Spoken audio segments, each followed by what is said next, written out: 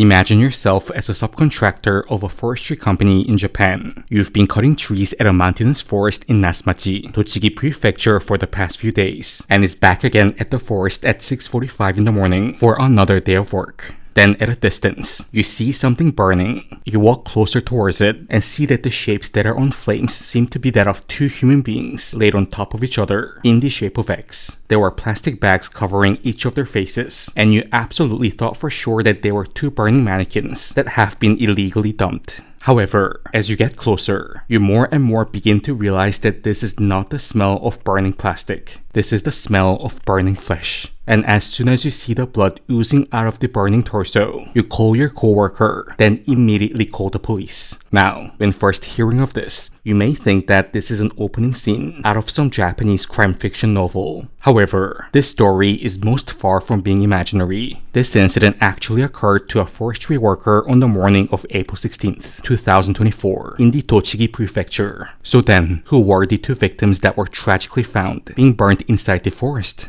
The police identified them to be Mr. and Mrs. Takarajima, a couple who owned a chain of restaurants, including yakiniku and izakaya establishments, mainly in Tokyo's Ueno district. Now, if you're a Japanese person watching this video, you probably tilted your head a little bit when you heard their name. The word Takarajima literally means treasure island in Japanese, and if you have lived in Japan for long enough, you'll know from experience that you will almost never find a Japanese person with the surname of Takarajima. And it turns out, both Mr. and Mrs. Takarajima were indeed not originally from Japan. The story of Mr. Ryutaro Takarajima is that of a success story that many foreigners strive to achieve in Japan. After moving to Japan from China more than 20 years ago, Mr. Takarajima opened his first yakiniku restaurant in Tokyo, then went on to gradually expand his restaurant empire over the decades, centered around the Ueno district. And during this time, he met and married his wife, Sachiko Takarajima. So now, who then committed such an indescribable murder onto this couple? That is exactly what the people in Japan were trying to find out after the news of their death was nationally televised on April 16th, 2024.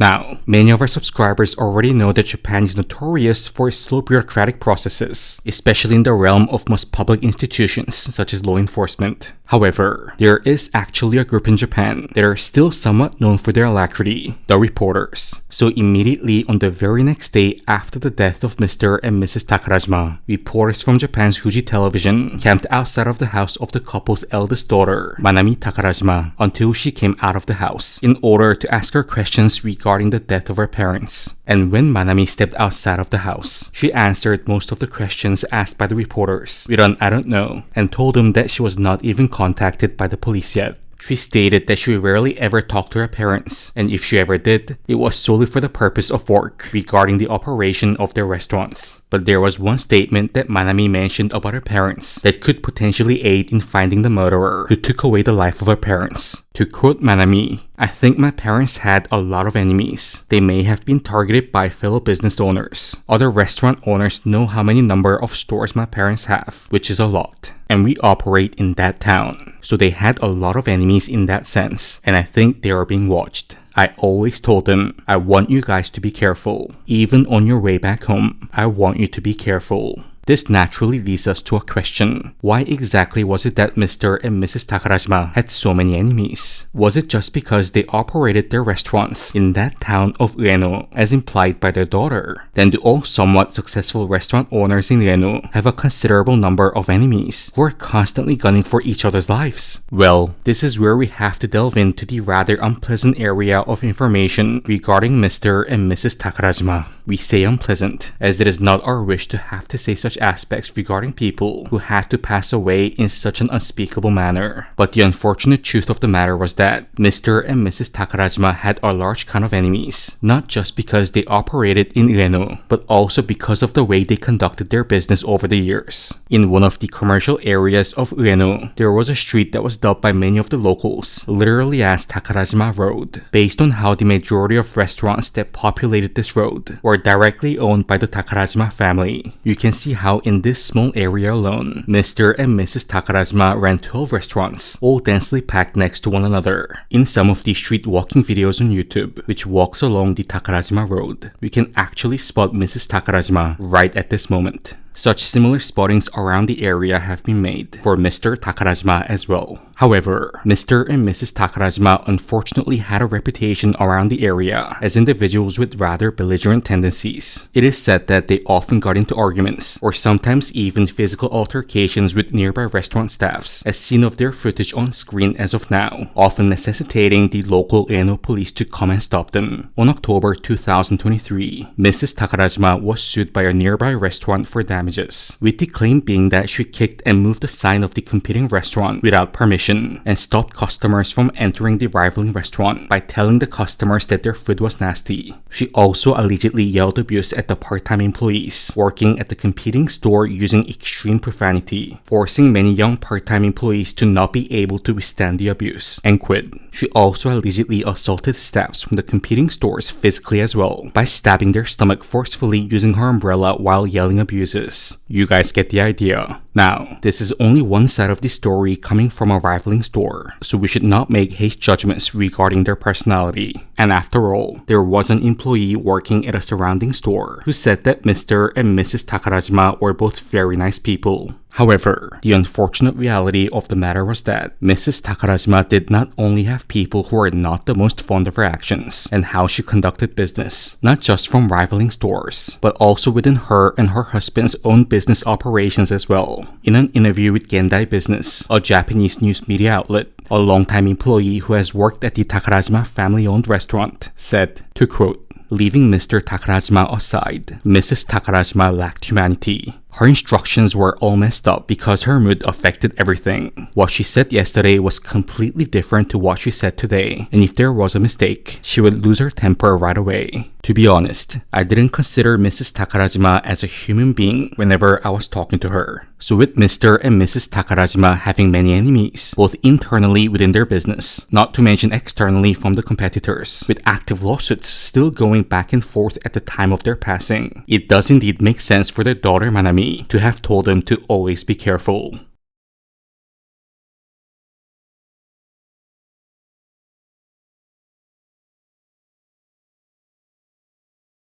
On May 1st, 2024, around 2 weeks after the death of Mr. and Mrs. Takarajima, two men, Wakayama Kirato and Kwang-Gi, were arrested on the charges of the murder of Ryutaro and Sachiko Takarajima. The police found that they were the ones who drove all the way from Tokyo to the Tochigi prefecture with the bodies of Mr. and Mrs. Takarajima inside the Toyota Prius, dumped their bodies in the mountainous forest, and put it onto flames. So was Wakayama and Kang the type of enemies that their eldest daughter Manami was telling the reporters about? People who suffered from the actions of Mr. and Mrs. Takarajima over the years and wanted to take personal revenge against them. Perhaps the young part-time employees from the rivaling restaurants who could no longer withstand the verbal or sometimes physical abuse of being poked by an umbrella by Mrs. Takarajima. Well, it turned out that this was quite literally the opposite of the case. Wakayama and Kang did not actually even know who Mr. and Mrs. Takarajima was. The day when they put the body of Mr. and Mrs. Takarajima onto flames was the day when they met the two business owners for the first time in their lives. So why exactly did they do what they did? In order to find the answer to this question, we first have to locate ourselves to the Shibuya ward of Tokyo.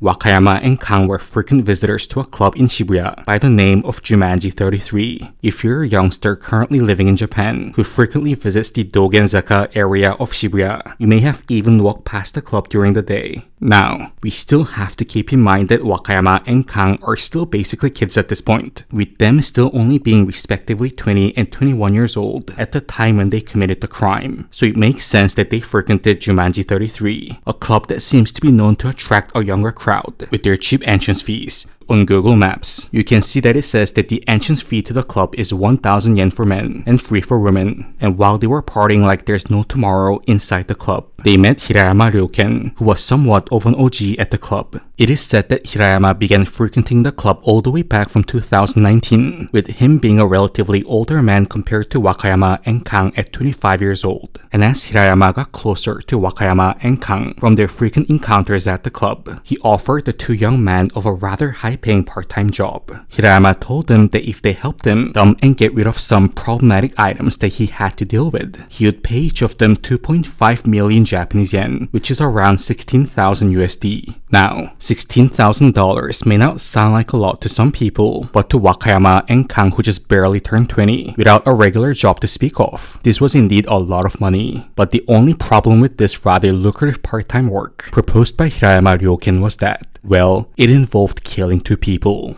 So then, what kind of problem did Hirayama have against Mr. and Mrs. Takarajima for him to even consider committing such a heinous crime against them? As with the case of Wakayama and Kang, he had absolutely no problem with Mr. and Mrs. Takarajima himself, and did not even know who they were. Hirayama later confessed to the police that he was ordered by a big brother figure to carry out the crime. The police later found out during investigation that this big brother type figure of Hirayama was Sasaki Hikaru. So was this where this line of delegation finally ended? Sasaki Hikaru, a former bar owner from Fukuoka who only recently moved to the Ueno district of Tokyo in February 2024, having trouble with Mr. and Mrs. Takarajima inside the Ueno district and deciding to use the younger, money-hungry men inside the city to get rid of them for good. Well, it turned out that this was still not the case. During the police questioning, Sasaki confessed that he was ordered by a powerful man inside Ueno to do the job, and how it was an order that he could not refuse. And this powerful man, who ordered Sasaki to murder Mr. and Mrs. Takarajima, was a man by the name of Sekine Seiha. And as you can perhaps tell by the way he looks, we're now finally getting closer towards the boss figure. Now, Sekine did in fact have a lot of problems with Mr. and Mrs. Takarajima. He was the common-law husband of the couple's eldest daughter, Manami Takarajima, who gave her interview earlier to the Japanese media and was in charge of operating 5 restaurants owned by Mr. and Mrs. Takarajima, together with his common-law wife. And it seemed like Sekine had a knack for business, while running the restaurants together with Manami inside Takarajima Road. It is said that the stores that Sekine managed did more than well in sales when compared to many other of Mr. and Mrs. Takarajima's restaurants. But at the end of the day, we still have to keep in mind that the restaurants that Sekine managed were ultimately owned by Mr. and Mrs. Takarajima, not Sekine. And when Mr. and Mrs. Takarajima heard about the high sales number of the shops managed by Sekine and their eldest daughter, Mr. and Mrs. Takarajima demanded Sekine and Manami to pay higher royalty fees, and how if Sekine and their eldest daughter did not oblige to this, they were going to take away their management rights of the 5 stores and give it to their second daughter. Sekine was obviously not happy about this at all, as he believed that the high sales number was a manifestation of his hard work, and thus was his to keep. Not to mention the management rights to the 5 restaurants, the restaurants that he thought he grew into success with his own 2 hands. However, at least in the legal sense, Mr. and Mrs. Takarajima could do whatever they wanted with their stores,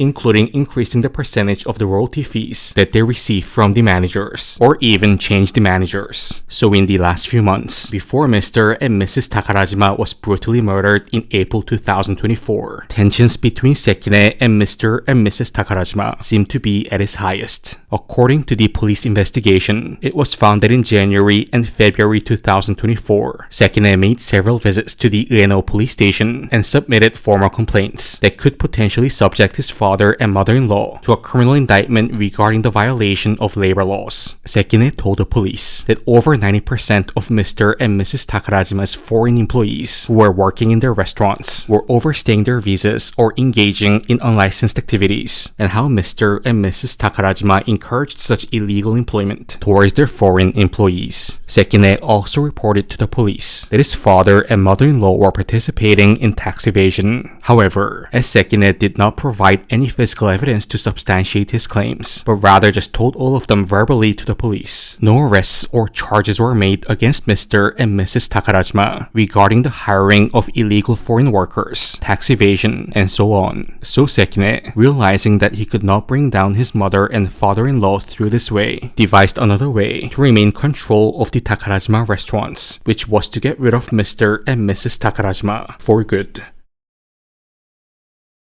So around a month and a half after the bodies of Mr. and Mrs. Takarajima were found in the forest of Nasumachi, the joint investigation team of the Tokyo Metropolitan Police and the Tochigi Prefectural Police were finally able to almost put the entire puzzle together. In order to take care of his father and mother-in-law for good, Sekine prepared 15 million yen in total to hire the necessary people to do the work for him. So he ordered Sasaki Hikaru to find some money-hungry youngsters who are willing to participate in this criminal endeavor. However, Sasaki was allegedly paid 1 million yen for his bridge role, although there are speculations in Japan that he may have received far more than just 1 million yen. Sasaki then recruited the 25-year-old Hirayama Ryoken. Then, as we know by now, Hirayama hired the even younger 20-something Wakayama Kirato and Kwang-Gi and paid each of them 2.5 million yen for doing their part of the process of killing Mr. and Mrs. Takarajima.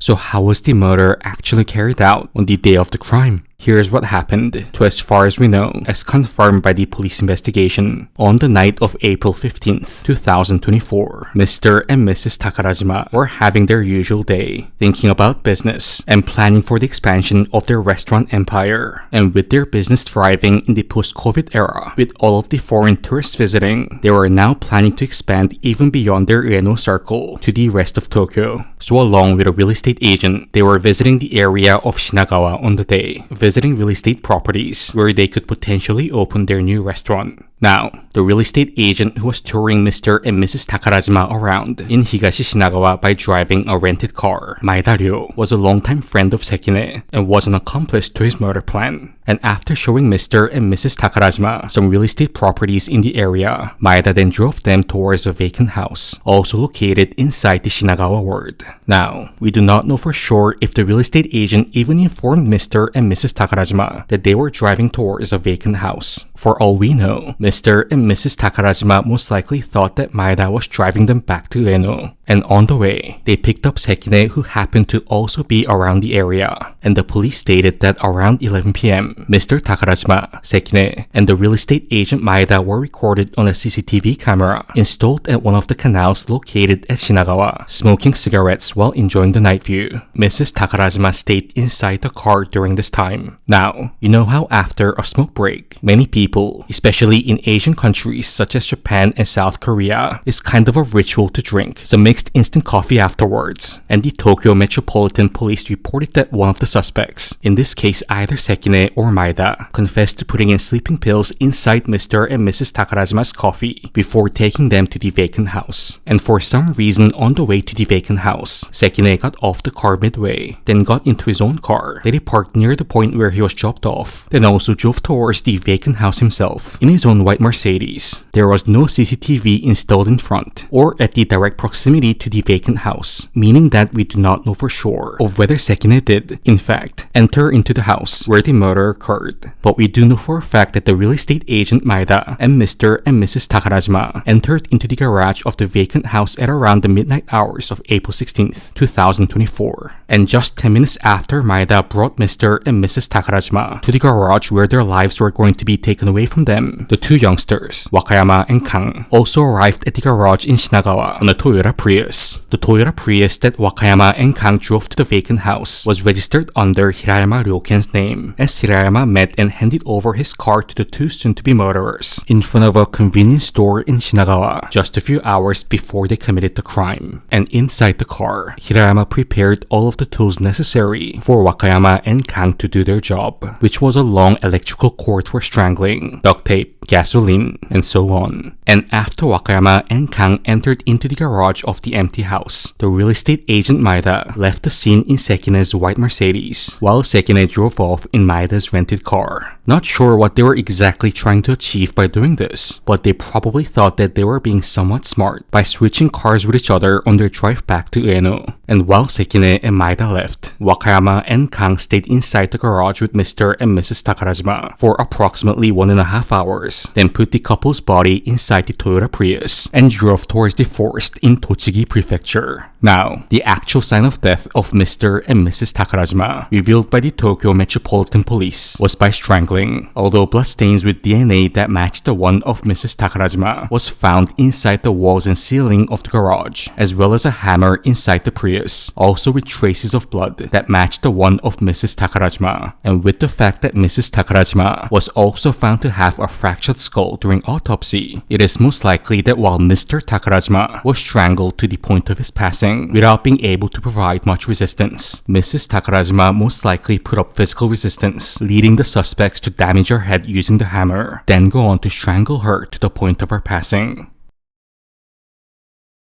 By mid-June 2024, all 6 of the suspects involved in the murder of Mr. and Mrs. Takarajima, Sekine Seiha, Maeda Ryo, Sasaki Hikaru, Hirayama Ryoken, Wakayama Kirato, and Kwang-Gi have been found and successfully arrested by the Tokyo Metropolitan Police on the charges of murder. However, on June 27, 2024, the Tokyo Metropolitan Police made a surprising final arrest, describing this new suspect as a potential mastermind to this crime case. And this new suspect was no one else but Manami Takarajima, the eldest daughter of Mr. and Mrs. Takarajima. When reporters asked the police investigators on the reasons for this new arrest, the Tokyo Metropolitan Police stated that they believe that they have gathered enough evidence to think that Manami directly knew more about the specific details of the murder plan, such as the incriminating text messages that were given back and forth between her and her common-law husband, Sekine Seiha. According to former Saitama Prefectural Police Officer Sasaki Narumi, the reason why the Tokyo Metropolitan Police took more time to arrest Manami Takarajima compared to the rest of the other 6 suspects was most likely due to the fact that it took the police quite a bit of time to interrogate Manami, restore deleted data from her smartphone, etc., etc. And from a timeline perspective, we, or in this case the Tokyo Metropolitan Police, frankly do not have to be a group of rocket scientists to come to speculate Manami Takarajima as a potential suspect. First, remember how a few months prior to his passing, Mr. Takarajima warned Sekine that if Sekine does not pay higher royalty fees for the 5 restaurants that Sekine managed with their eldest daughter, they were going to hand over the management rights of the restaurants to their second daughter. And it turned out that Mr. Takarajima was a man of his word. In January 2024, Mr. Takarajima removed his eldest daughter Manami from the executive manager position of the 5 of his restaurants and gave that position to his second daughter. And if Manami, the actual bloodline of the Takarajima family, was removed from her position as the executive manager, it obviously meant that her common-law husband, Sekine, was no longer going to be managing the restaurants as well. But in the immediate few days after the death of Mr. and Mrs. Takarajima in April, guess who quickly positioned herself as the new company executive of the Takarajima restaurant chains, Manami Takarajima. Until she was arrested by the police on June 27th, she was actively managing the entire company, heading to the office every day, and managing all of the restaurants firsthand in the place of her parents. And because she was arrested by the Tokyo Metropolitan Police, not for the charge of aiding and abetting in murder, but for the much more serious charge of conspiracy and joint criminal liability of murder, former officer Sasaki believes that the Tokyo Metropolitan Police most likely have more than enough evidence at this point, in which they have not yet disclosed to the public, that quite effectively proves that Manami conspired together with Sekine to execute the abominable killing of her parents.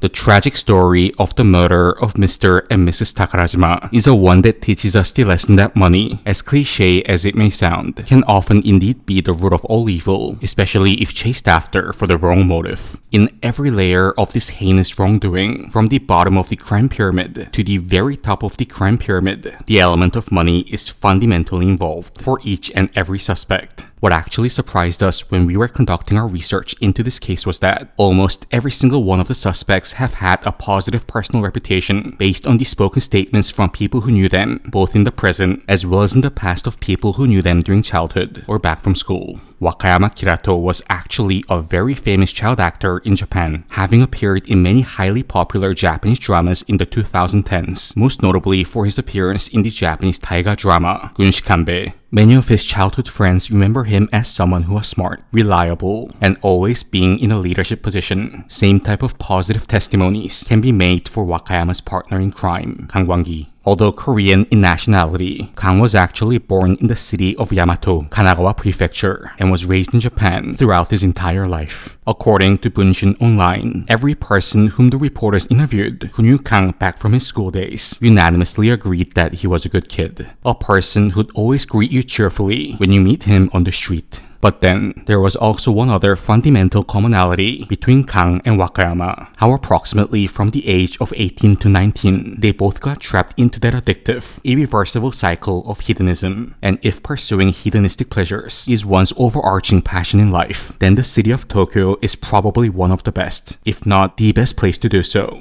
Just a month prior to committing the murder against Mr. and Mrs. Takarajima, Wakayama and Kang were spotted together conducting a street interview in Shibuya. Wakayama. When asked on what is his most favorite word is, Wakayama answered with the word okane, or money in Japanese. 好きな言葉とかありますか？お金です。 Without the slightest of hesitation. When given the same question, Kang added a little more vocabulary into the mix and answered with 3 words: money, women, alcohol. まあ好きな言葉は金と女と酒でしょ。 And Kang stuck to his own words, even until the very moment of his arrest, as when he was arrested by the Tokyo Metropolitan Police. He was arrested while inside a love hotel, with 3 women with him, more than telling us, on where he immediately spent the 2.5 million yen that he received after burning the bodies of Mr. and Mrs. Takarajima. Same thing with the middleman directly above Kang and Wakayama in the crime pyramid, the 25-year-old construction worker, Hirayama Ryoken. All testimonies regarding him were vastly positive. His classmates back from the school days all said that he was a good kid and were surprised to hear the news. His grandmother said that he has always been a model grandson and has never heard a single bad thing about him. His co-worker at the construction site said that all the fellow workers adored him and how he always worked diligently and never took unauthorized absences. But in similar, almost identical in fact, manner as Wakayama and Kang, based on how the 3 of them literally all met at the same club in Shibuya, he got a sweet taste of that hedonistic lifestyle that can be had in Tokyo. He started getting increasing number of tattoos on his body, as stated by a male staff member who worked at the tattoo shop that Hirayama often visited, began to opt more for the expensive VIP seats at the club rather than the regular seats, flexing more on social media with Gucci-like luxury brand items, and thus most likely felt the inevitable need to make more money, an amount that could never be earned from his regular construction work, so that he could use it to finance his lifestyle of materialistic pleasure. Similar scenario applies as we move up the crime hierarchy as well, as how at the root of all of their bad decisions, the element of money is fundamentally ingrained within it at the very core. But as the suspects get older with age, their motive for money begins to change more from the urge to fuel a hedonistic lifestyle to that of desperation. The other middleman in the pyramid, Sasaki Hikaru, although known as a nice guy who smiled a lot based on the testimonies of people who knew him from back in Fukuoka, had a serious gambling problem and was in several million yen in debt at the time of his arrest. This explains why he ran away from his hometown of Fukuoka to Tokyo to start things fresh. But unfortunately, just because you move from one city in Japan to another, your debt just does not magically disappear. Hence, out of financial desperation, Sasaki took the job that he should never even have considered to have taken from Sekine and became complicit in the murder of Mr. and Mrs. Takarajima. With Sekine Seiha, same thing. Although looking tough on the facade, a neighbor of his who knew him said that he always has been a nice guy. A guy who just have a conversation with you, was very easy on people, and was not intimidating at all. There was also an interview from a current worker who worked in one of the Takarajima family-owned restaurants for many years, who said that Sekine was a manager who always cared for him as a person, saying how if he had any worries, Sekine would be the one who'd notice it, come to him, and listen to his worries. The restaurant employee said that if Sekine ever gets out of prison, he will go and work for him again, and how he wants to spend the rest of his life working under Sekine. And from the perspective of Sekine, Mr. and Mrs. Takarajima were about to take away the restaurants that he worked so hard to build, with, as witnessed, an immensely loyal employee base that can only be developed through multiple years of working together, and hand over this well-oiled stream of cash flow that he thinks that he has built to Mr. and Mrs. Takarajima's second daughter. So out of desperation, in order to protect what he most likely believed was his lucrative business, he conspired together with Manami and financed the murder of Mr. and Mrs. Takarajima. Now, when it comes to Manami Takarajima, there was one former classmate back from high school who came out anonymously to share what her personality was like back in the days. And this high school classmate said, to quote, "She always had heavy makeup on and wore short skirts. The school had strict rules, so she really stood out. She was a mean girl who hung out with a bunch of boys. She was like a princess. She always seemed to be at the center of attention, laughing. Deep down, I felt a bit scared of her, and it was hard to get close to her." Now, the validity of this anonymous statement could be up to debate, as it is just coming from one person who knew her back from high school. But another man who claims to be friends with both Manami and Sekine on a current basis stated that it was Manami who had more power in the relationship between her and Sekine. To quote, I feel like Sekine often does things because Manami tells him to do it this way or that way. I feel like Sekine just does what he's told. So for Manami Takarajima, who was recently forced to resign from her executive manager position by her parents, only to be replaced by her baby sister, she may have also thought that the final resort to fix the situation and maintain her and Sekine's affluent lifestyle at a mansion in an upper-class neighborhood of Setagayaku next to the Bentley store was to, well, take over her parents' restaurant empire once and for all by making them permanently disappear.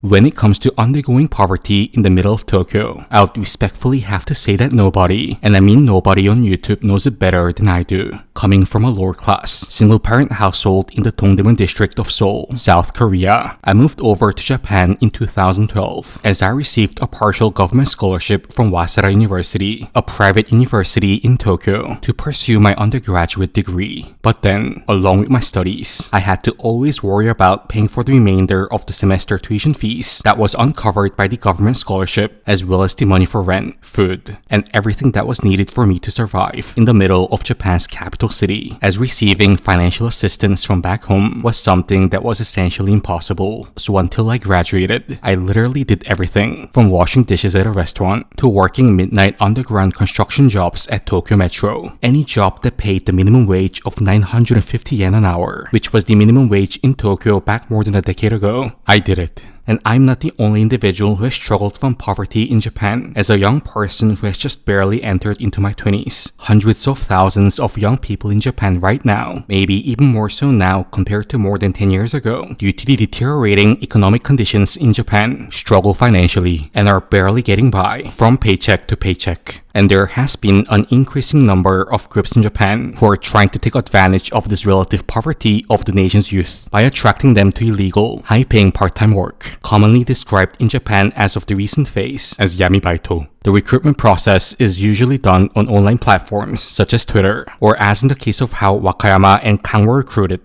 personally through what initially seems to be a friendly conversation at a bar or at a club. And what is especially stupid and unacceptable for the case of Kang and Wakayama was that it is not like as if they were trying to make the $16,000 in order to pay for their education or to pay for the surgery fees of one of their family members. Nothing of that nature. Kang literally agreed to be an active accomplice in the process of taking away the lives of two people and burning their bodies on gasoline so that he could have enough money to hire 3 standing women at the same time and spend time with them at a love hotel while being intoxicated. And although all of the members within the crime pyramid who played a role in the murder of Mr. and Mrs. Takarajima were found and arrested, largely due to how this was not a crime such as burglary, which is usually the more frequent types of Yamibaitos that are caught by the police, but a nationally televised murder case where 2 burning bodies were literally found in the middle of a forest, leading to a large-sized joint team of Tokyo Metropolitan Police and Tochigi Prefectural Police conducting heavy investigation, and how many steps of the execution of the crime were just done in a rather sloppy fashion, to be brutally honest, with too many traces of evidence being left. This is usually not the case for most of the Yamibaitos. In the case of most Yamibaitos that are caught by the Japanese police, they're usually young criminals at the bottom of the crime pyramid who are doing most of the physical criminal action, such as Kang and Wakayama, are found, arrested, and serves jail time, while the masterminds who plan and finance the crime at the top of the pyramid are usually never found. People in Japan commonly describe this stage of the Yamibaito as cutting off the tail of the lizard. So for any of our subscribers who are watching this video right now, who are currently living in or are planning to someday live in Japan, especially in Tokyo, please always keep in mind that there is never going to be a job that's going to pay you 400,000 yen for just doing a bit of driving, or on the smaller, more frequent scale in the realm of Yamibaito, a 7,500 yen lump sum payment for just taking and enjoying a nighttime walk and searching for cats for 3 hours. If something seems too good to be true, well, then it may exactly be just that.